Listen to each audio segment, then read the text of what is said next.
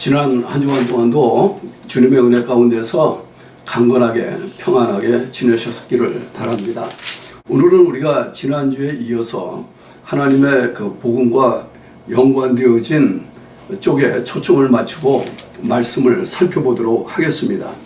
스가랴서 8장 1절에서 8절. 만군의 여호와의 말씀이 임하여 이르시되 만군의 여호와가 말하노라. 내가 시온을 위하여 크게 질투하며 그를 위하여 크게 분노함으로 질투하노라. 나 여호와가 말하노라. 내가 시온에 돌아왔은즉 예루살렘 가운데 거하리니 예루살렘은 진리의 성읍이라 일컫겠고 만군의 여호와의 산은 성산이라 일컫게 되리라. 만군의 여호와가 말하노라. 예루살렘 길거리에 늙은 지아비와 늙은 지오미가 다시 앉을 것이라. 다 나이 많음으로 각기 손에 지팡이를 잡을 것이요 그 성읍거리에 동남과 동료가 가득하여 거기서 장난하리라. 만군의 여호와가 말하노라.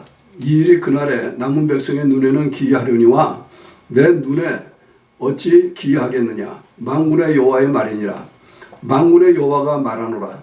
내가 내 백성을 동방에서부터 서방에서부터 구원하여 내고 인도하여다가 예루살렘 가운데 거하게 하리니 그들은 내 백성이 되고 나는 성실과 정의로 그들의 하나님이 되리라. 아멘.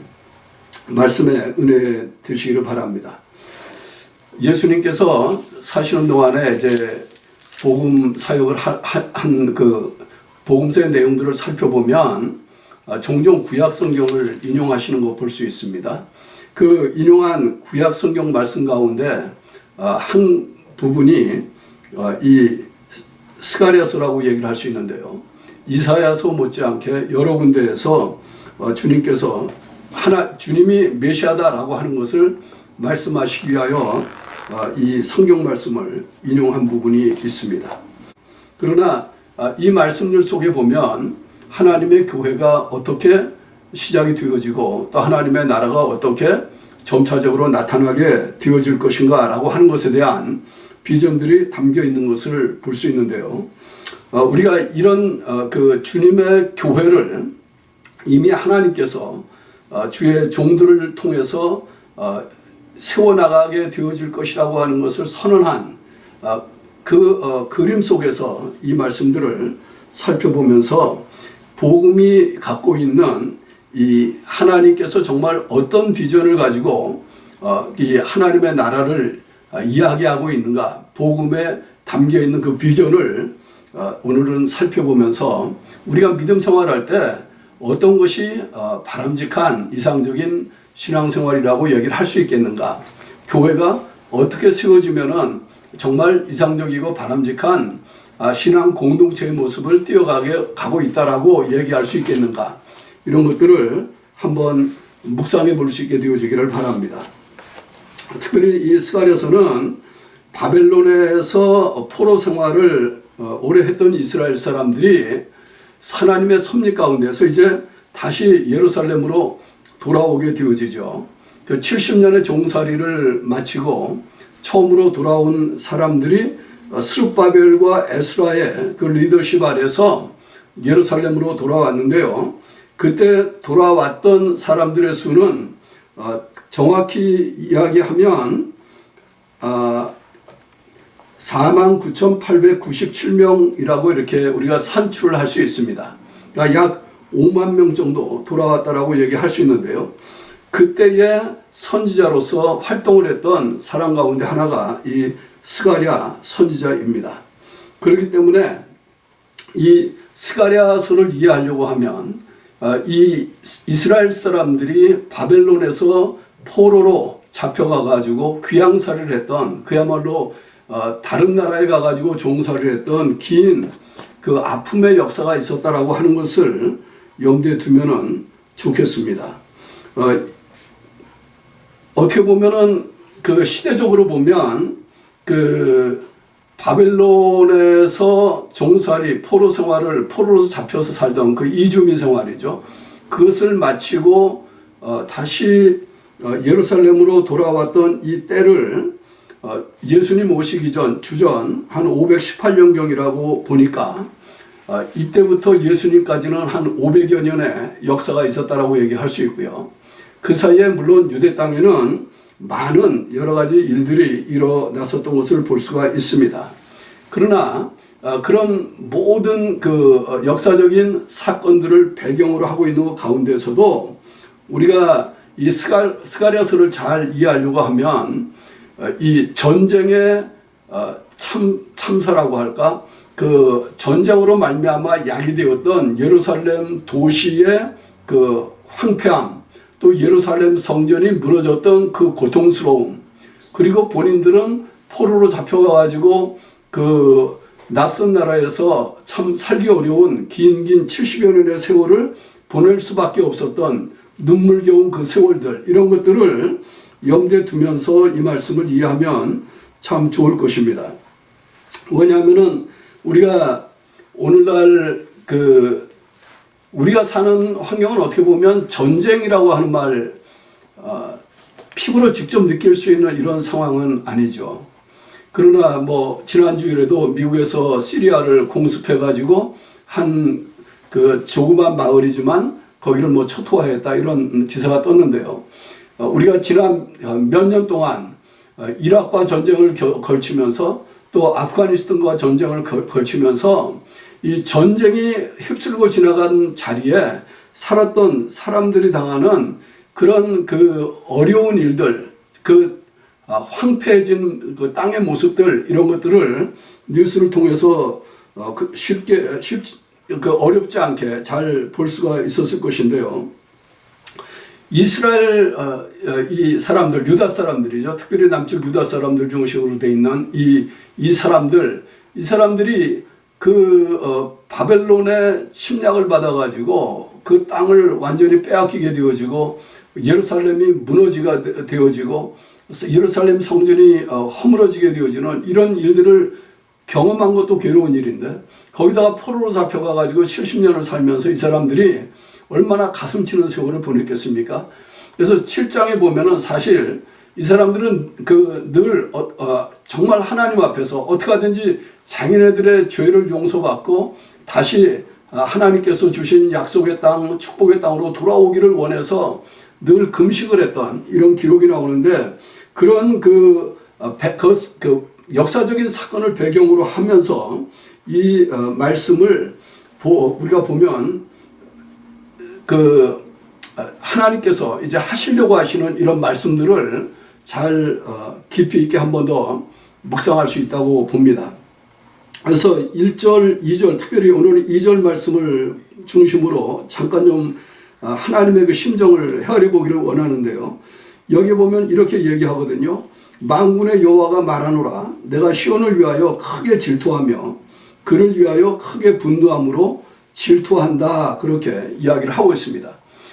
종살이를 하고 있는 그 하나님의 백성들을 바라보는 하나님의 심정, 그것은 정말 너희들이 내게 죄를 지었으니까 내가 이 죄를 징벌하고 악을 제거하기 위해서 바벨론이라고 하는 제국을 들어가지고 막대기로 사용해서 너희들이 고통당하는 보니까 정말 내 마음이 시원하다, 이렇게 하신 게 아니에요.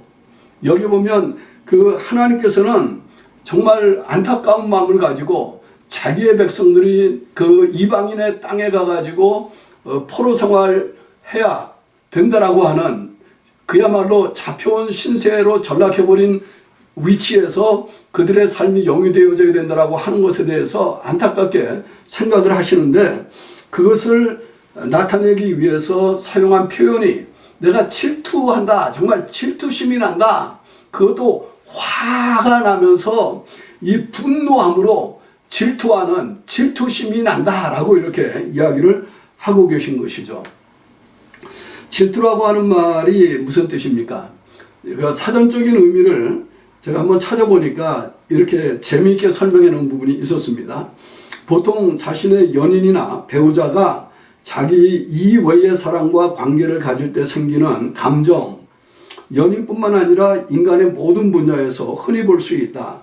내 것을 빼앗길 위기에 처한 사람이 빼앗으려는 사람에게 느끼는 감정이나 갖지 못한 것을 가진 사람에게 느끼는 감정이다, 이렇게 어떤 사전이 설명을 해놨는데요.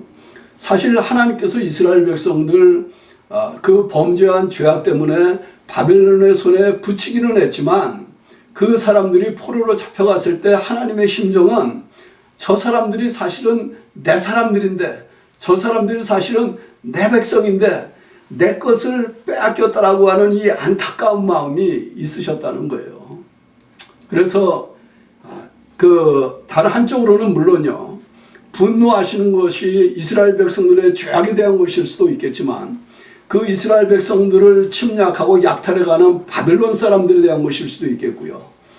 그러면서 하나님의 백성들을 자기의 소유물처럼 탈취해간 그 사람들을 생각할 때에 질투가 일어났다라고 이야기하시는 것처럼 말씀을 하고 있는 것입니다.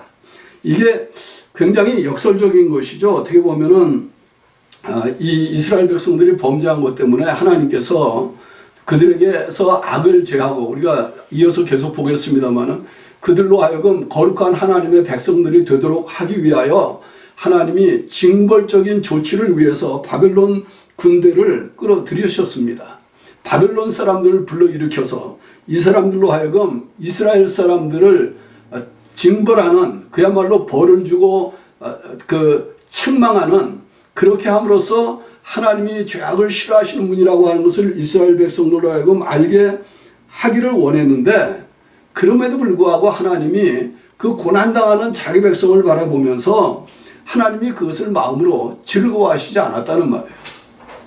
하나님이 마음으로 그것을 기뻐하시지 않았다는 말이에요. 마치요, 오히려 자기의 사랑하는 것들을 빼앗긴 것처럼 질투하는, 시기하는 이런 마음이 하나님에게 있었다라고 이야기를 하고 있는 것입니다.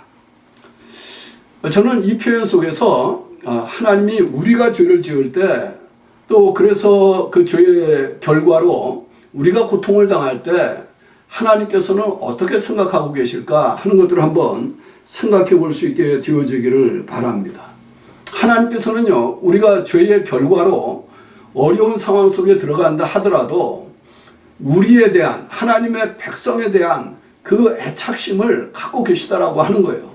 하나님은 우리가 죄의 종의 자리에 머물러 있는 것을 원하시지 아니하시고 하나님의 의의 자리에 들어오는 것을 하나님은 간절히 원하신다는 거예요. 우리가 죄의 종의 자리에 들어가 있는 것으로 인해서 결과적으로 고통당하는 것을 하나님은 기뻐하시지 않는다는 말입니다. 예를 들어서 우리가 이런 질문도 해보실 수 있어요. 우리가 잘 아는 것처럼 예수님이 십자가에 달려 죽으신 것은 우리의 허물과 죄를 대속하시기 위해서 죄의 형벌을 대신 받으셨다라고 얘기하는 것인데, 그럼 하나님 아버지가 성육신 하신 성자, 그 성자가 하나님의 아들로서 인간의 몸을 입고 있었다라고 하는 것과 또 죄의 대속을 위해서 이 십자가에 달려 죽으셨다라고 하는 것을 놓고 얘기할 때 하나님이 그 아들이 고통받는 것을, 십자가에서 괴로워하는 그것을 과연 기뻐하셨겠는가? 그렇지 않습니까? 하나님이 그런 분이라고 생각하시면 곤란하잖아요. 하나님 우리가 고통받는 것을 기뻐하시지 않습니다. 여러분들이 혹시 그런 표현을 들어보신 적이 있는지 모르겠는데요. 정신질환 가운데 가학증이라고 하는 게 있고 피학증이라고 하는 게 있죠. 영어로는 sadism이라고 이야기하거나 메소키즘이라고 얘기를 해요. 그 가학증이라고 하는 것은 뭐냐면 다른 사람에게 고통을 주는 것을 통해서 내가 쾌감을 느끼는 거예요. 다른 사람이 고통을 당하는 걸 보면 내가 즐거운 거예요.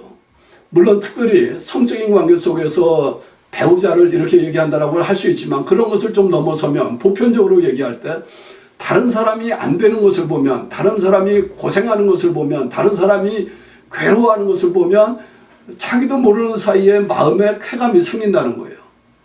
이거를 가학증이라고 그래요. 그럼 피학증이라고 하는 건 뭘까요?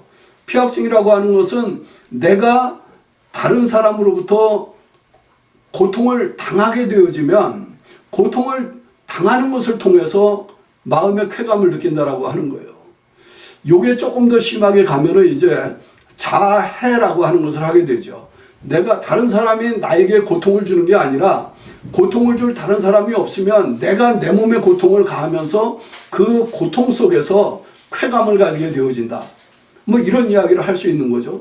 그러나 둘 다 말의 의미는 어디에 있냐면은 고통을 주면서 쾌감을 느끼거나 고통을 받으면서 쾌감을 느낀다는 거예요. 그런데 여러분들 한번 생각해 보세요. 예수님이 십자가 위에서 고통을 받으면서 예수님이 정말 쾌감을 느낀다라고 생각을 하셨겠습니까? 아니면 성부 하나님이 그 아들이 고통당하는 것을 보면서 나는 정말 마음이 즐겁다라고 생각을 했겠습니까? 그러니까 우리가 하나님을 생각할 때요, 우리의 그 마음 속에 하나님은 그야말로 우리가 죄를 지어서 범죄한 것 때문에 죄의 결과로 고통을 당한다 할지라도 하나님은 그걸 기뻐하시는 분이라고 생각하시면 안 된다는 거예요. 그걸 기뻐하시는 분이 아니에요. 또 하나님께서 징벌적으로 고통을 당할 수밖에 없는 그런 삶의 환경을 만드시지만 그럼에도 불구하고 그것이 하나님께서 사람들에게 고통을 주는 것 자체가 목적이 아니라는 거예요. 예수님이 십자가에 달려 죽으신 것은 하나님께서 우리들의 허물과 죄악을 용서해주고 죄의 문제를 해결해주기 위한 유일한 길이었기 때문에 하나님께서 참고 견디신 것이지, 그것을 통해서 하나님이 그 마음의 즐거움을, 그 쾌감을 느끼기 때문에 그렇게 하셨던 것은 아니라는 거죠. 그러니까 여러분들은 이제 이런 생각하시면 참 좋을 것 같아요. 예수님께서 겪으신 그 일, 우리가 하나의 거울로 놓고 얘기하면 우리가 범죄했을 때 죄의 결과로 인해서 원하든 원하지 않든 우리 마음의 고통도 있고 삶의 현장 속에서 깨어진 관계 속에서 나타나는 불편한 관계도 있고 또 사회적으로나 경제적으로나 하나님께서 우리에게 복을 주시지 않고 삶의 환경을 어렵게 하시는 것 때문에 원하지 않는 몸부림을 칠 때도 있고, 뭐 코로나 팬데믹까지를 포함해서 그렇겠죠. 그런 모든 것들로 인해서 우리가 어려움을 통과할 때에 그 어려움을 당하고 고통당하는 우리를 하나님이 웃어가면서 그야말로 만족해 하시는 것 같이 이런 생각을 하시면 곤란하다는 거예요. 하나님 좋아하시지 않으셔요. 하나님은 그것을 무척이나 안타깝게 생각을 하셔요. 그래서 에레미야 선지자가 이렇게 얘기를 하신 거예요. 이스라엘 백성들이 그야말로 바벨론에 의해서 망하고 예루살렘 성전이 무너져 나가고 하는 그런 참상을 보면서도 그 이스라엘 백성들에게 말씀을 주실 때 이렇게 말씀하셨어요. 주께서 인생으로 고생하며 근심하게 하심이 본심이 아니로다. 에레미야 에가서 3장 33절에 나오는 말씀인데 그런 것이 하나님의 본심이 아니라는 거예요. 근데 우리는 종종 우리의 겪는 이 모든 불편한 어려운 경험들이 그것들을 우리가 그런 과정을 통과할 때 하나님은 마치 뒷좌석에 앉으셔가지고 웃고 계시거나 손뼉을 치고 있는 것 같이 착각할 때가 참 많지만 하나님 그러시지 않으신다는 거죠. 이스라엘 백성들이 그 바벨론의 포로로 잡혀가가지고 70여 년이라고 하는 긴 세월 동안 고통당하는 것을 보실 때에 하나님은 분노하셨어요. 하나님은 질투하셨어요. 내 사랑하는 백성들인데 내가 정말 내 앞에 범죄한 인생들이기 때문에 내게로 돌아오도록 하기 위해서 이런 일을 하긴 했지만 그들을 마구 대하는 그 사람들을 대할 때에 하나님께서 우리 속된 표현을 빌리면은 열을 받으시는 거죠. 그런 하나님이라고 하는 것을 여러분들이 한번 생각해 보시면 참 좋겠어요. 하나님은 우리가 죄를 지은 것 때문에 죄로 말미암는 그 결과, 그것 때문에 고통당하게 되어질 때에도 하나님 기뻐하시지 않으십니다. 오히려 우리가 속히 하나님의 은총 가운데 돌아오기를 원하시죠. 그래서 우리가 예수 그리스도의 복음을 이야기하면 이 흑암 가운데 앉아있는 사람들에게 빛이 빛이었다 이런 표현을 사용할 수가 있는 거예요. 저는 여러분들이 여러분의 삶의 주변을 돌아다보면서 한번 그런 질문해 보시기를 바라요. 내가 겪고 있는 이 어려움을 하나님은 모르고 계시는 걸까? 아니면 하나님께서 알고 계시는데도 나를 이대로 방치해 두는 것은 하나님이 그것을 즐기고 계시는 걸까? 결코 그렇지 않습니다. 하나님 괴로워하셔요. 하나님 마음 아파하셔요. 그런 그 상태 속에서 우리의 삶이 회복되어지기를 원하셔요. 그 회복되어지기를 원하실 때 하나님은 우리의 삶이 어떻게 회복되어지기를 원하시나 하는 것을 보여주는 말씀이 4절에 나오는 말씀입니다. 예루살렘의 모습을 놓고 이야기하면 그런 것이죠. 만군의 여호와가 말하노라. 예루살렘 길거리에 늙은 지아비와 늙은 지오미가 다시 앉을 것이라. 다 나이 많음으로 각기 손에 지팡이를 잡을 것이요 그 성읍거리에 동남과 동료가 가득하여 거기서 장난하리라. 동남과 동료라는 말이 무슨 말입니까? 나이 많은 지아비, 지엄이라고 하는 말이 무슨 말입니까?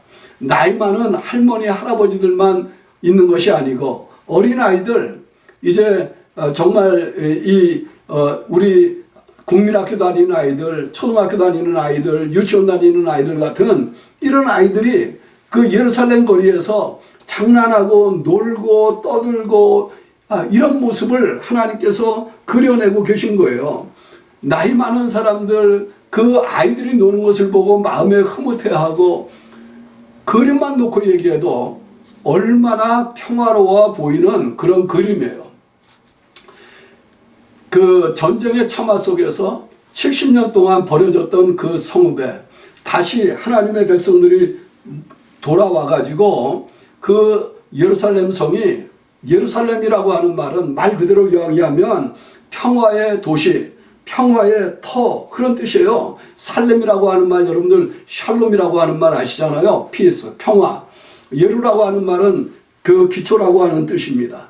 혹은 그 터라고 하는 말이에요. 나라라고 하는 뜻입니다. 그러니까 예루살렘의 그 거리에 사람들이 다 나와서 그야말로 요즘 그 표현대로 빌린다면은 치안에 대한 걱정하지 않고 범죄에 대한 걱정 없이 어린아이들이나 노인들이나 누구나 다 나와서 어우러질 수 있는 아주 평화로운 이런 도시가 되어질 것을 하나님이 이야기하고 계시는 거예요. 그게 하나님께서 이야기하고 계시는 하나님의 백성들의 그 삶의 환경을 보여주는데, 우리가 우리의 현실적인 이야기를 하자고 하면 한 도시에 어린아이들도 있고 노인애들도 있고 이 모든 사람들이 어우러져서 두려움이 없이 범죄에 대한 걱정이나 근심 없이 모든 사람이 서로를 즐거워하면서 살 수 있는 이런 삶의 환경이 되려고 하면 얼마나 긴 세월이 지나가야 될 것 같습니까? 많은 세월이 지나가야 되죠. 물론요, 우리가 이스라엘 역사를 보면 이 이스라엘 백성들이 바벨론에서 돌아온 후에 예루살렘을 증축해 나가지만 여기에서 얘기하는 것 같은 이런 모습은 잠깐 혹시 있었을지 모르겠어요. 그러나 이상적으로 완전하게 만들어지지는 못했죠. 그런데도 불구하고 성경은 하나님께서 복을 주셔서 세우려고 하는 하나님의 나라의 모습을 표현할 때에 그렇게 모든 사람들이 자유롭고 평안하고 두려움이 없고 자기네들이 수고한 것을 손으로 누리면서 사는 기쁨이 있는, 그야말로 잔치가 있는 것 같은 그런 삶의 환경 속에서 하루하루를 지낼 수 있는 사람들이 되기를 원하셨다는 겁니다. 이런 모습들은 우리가 구약 성경에 이미 나와 있는 말씀들 뿐만 아니고 신약 시대를 통해서 장차 나타날 하나님의 나라의 그림과 이렇게 맞물려 있는데요. 한번 몇 군데 살펴보도록 하겠습니다. 여기서 우리가 마음에 드셔야 되는 것은 뭐냐 하면 하나님이 정말 기뻐하는 것은 무엇인가 라고 하는 거예요. 우리가 고통당하는 것을 놓고 얘기할 때 하나님은 우리가 고생하는 걸 기뻐하시나? 아니에요. 하나님은 우리 괴로워하는 것을 기뻐하시지 않으셔요. 그 하나님이 기뻐하시는 것은 뭐냐? 그것은 우리가 하나님이 주신 이 평화를, 하나님이 주신 평강을, 모든 사람들 가운데서 자유를, 모든 사람들이 생명의 기쁨을 누리는 삶을 살게 되어지기를 원하신다라고 하는 데 있는 것이죠. 성경 도처에 이런 말씀들이 나오지만 몇 군데만 살펴보면 이렇습니다. 하나님께서 아브라함에게 약속했던 축복이 가장 잘 표현되어졌던 때가 있다라고 얘기하면 솔로몬 왕 때였다라고 생각을 해요. 가장 넓은 영토를 확장했던 때죠. 그때 그 솔로몬 왕 때에 하나님께서 주신 복을 누리는 것을 놓고 이 열왕기 상에 보면 이렇게 표현을 하고 있습니다. 솔로몬에 사는 동안에 유다와 이스라엘이 단에서부터 부엘세바에 이르기까지 각기 포도나무 아래와 무화과 나무 아래에서 안연히 살았더라 그랬어요. 안연히 편안하게 살았더라. 스가랴서 3장 10절의 말씀을 보면 우리가 앞에서 보지 못한 말씀인데 그 하나님께서 이스라엘 백성들의 죄를 속하고 용서하고 그 사람들이 하나님의 백성으로 돌아올 때에 나타날 삶의 상황을 이렇게 묘사를 했습니다. 만군의 여호와가 말하노라 그날에 너희가 각각 포도나무와 무화과나무 아래에서 서로 초대하리라 이렇게 얘기를 했어요. 무화과나무 아래서 포도나무 아래서 자기네들이 얻은 소출을 가지고 포도주를 만들고 잔치를 하면서 즐기는 그런 삶의 모습을 보여주고 있는 그림이에요.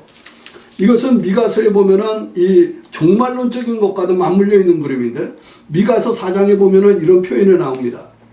그가 많은 민족 중에 심판하시며 먼고 강한 이방을 판결하시리니 무리가 그 칼을 쳐서 보습을 만들고 창을 쳐서 낫을 만들 것이며 이 나라와 저 나라가 다시는 칼을 들고 서로 치지 아니하며 다시는 전쟁을 연습하지 아니하고 그 다음에 나오는 말씀이 같은 맥락의 말씀이에요. 각 사람이 자기 포도나무 아래와 자기 무화과나무 아래에 앉을 것이라 그들을 두렵게 할 자가 없으리니 이는 만군의 여호와의 입이 이같이 말씀했다 그렇게 얘기를 하죠. 포도가 잘 자라서요 좋은 포도를 결심하려고 하면 몇 년 정도 걸려야 될 것 같습니까? 무화과 나무가 자라서 풍성한 맛있는 무화과를 맺으려고 하면 몇 년 정도 걸려야 될 것 같습니까?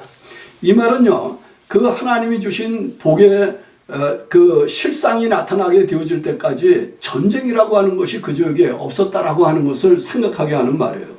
모든 사람들이 평화를 누리면서 하나님이 주신 자유를 누리면서 주신 복을 누리면서 정말 기쁨으로 인생을 만끽하고 있는 것 같은 그런 모습으로 이 말씀을 하고 계시는 겁니다. 하나님은 우리가 행복하게 살게 되어지는 것을 원하셔요. 그냥 우리 이기적인 행복을 얘기하는 게 아니고 하나님께서 주신 은총의 복을 생각할 때에 하나님께 감사하며 이 생명의 아름다움을 누리는 삶을 살게 되어지기를 원하셔요. 그래서 이 하나님의 나라가라고 하는 말을 할 때에 하나님의 나라 속에는 위험이나 두려움이나 위협이나 생명에 대한 해침이나 이런 게 없다고 말씀하시는 거예요. 내 동산에서는 해함도 상함도 없다라고 이야기를 하실 수 있는 것이 그런 것 때문이죠. 신약시대로 들어오면은요, 이것 때문에 사도 바울은 디모데에게 이야기할 때에 이런 이야기를 합니다.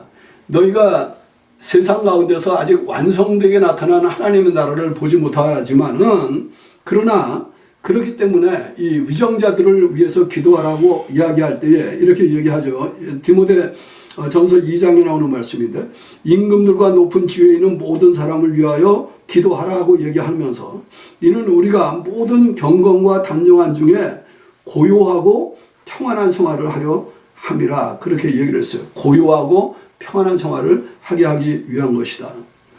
이게 어디까지 이어져 갑니까?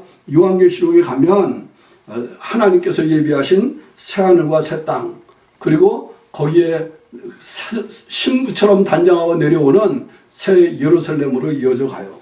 그 새 예루살렘을 놓고 얘기할 때에 사도 요한은 이런 말씀으로 묘사를 하고 있습니다. 보라 하나님의 장막이 사람들과 함께 있음에 하나님이 저희와 함께 거하시리니 저희는 하나님의 백성이 되고 하나님은 친히 저희와 함께 계셔서 모든 눈물을 그 눈에서 씻기심에 다시는 사망이 없고 애통하는 것이나 곡하는 것이나 아픈 것이 다시 있지 아니하겠다. 그게 하나님의 나라에 대한 비전이에요. 하나님은 우리가 이 세상을 살아가면서 그 하나님 나라의 비전, 참된 평화가 있는, 그래서 예수님을 부를 때 평화의 왕이라고 부르는 것 아니겠습니까? 참된 생명의 아름다움이 있는, 생명의 주 되신 그 하나님을 즐거워하는 이런 사람들의 공동체로서 함께 더불어 사는 즐거움을 누리는 이런 세상이 되기를 원하시는 거예요. 여러분들 교회를 놓고 얘기할 때 물론 아직은 완전하지 않지만 그렇기 때문에 교회도 하나님께서 주시는 이 참된 평화를 모든 사람들이 누릴 수 있는 환경이 되도록 서로가 서로를 사랑하고 서로가 서로를 존중하고 서로가 서로를 돌본다고 하면 그러면 그때는 우리가 비로소 참으로 하나님께서 우리의 주이시고 예수님께서 평강의 주라고 하는 것을 고백하는 사람들로 주변에 있는 사람들에게 증거되어질 수가 있을 것입니다. 여러분들 이 한 주간 지나가면서 한번 이렇게 생각해 보세요. 우리 주변에 고통당하는 많은 사람들이 있는데 심지어는 여러분들 자신들도 고통을 당하고 있을지 모르겠어요. 그러나 그것은 하나님이 기뻐하시는 일이 결코 아닙니다. 죄 때문에 그럴 수 있어요. 죄 때문에. 그러나 죄 때문에 고통을 당한다 할지라도 하나님은 그것을 즐거워하시지 않기 때문에 그 문제를 해결하기 위해서 예수님을 이 땅에 보내주셨던 것을 우리가 생각해 볼 수 있어야 합니다. 그거를 믿는 게 중요해요. 그리고 하나님이 정말 세우기를 원하시는 하나님의 백성의 공동체는 오늘 우리가 이 본문에서 본 것 같은 그런 삶의 환경이에요. 남녀노소가 함께 어우러져서 하하 호호 하면서 하나님의 은총을 기리고 예배하는 교회가 될 수 있게 되어질 것을 사모하는 저와 여러분이 되기를 바랍니다. 예루살렘 길거리에 늙은 지아비와 늙은 지오미가 다시 앉고 동남 동료가 함께 나와서 장난할 수 있는 것 같은 그 아름다운 그림이 우리 교회 안에서 경험되어질 수 있고 완전하지 못하지만은 그 그림이 확장되는데 하나님께서 친히 우리를 위로하시고 온전케 하시고 새로운 삶을 살게 하시는 그 새하늘과 새 땅, 새 예루살렘을 바라보게 하는 이 비전, 이 복음의 비전, 이것을 마음에 품고 이 한 주간도 승리하며 사는 저와 여러분이 되기를 우리 주님의 이름으로 축원합니다.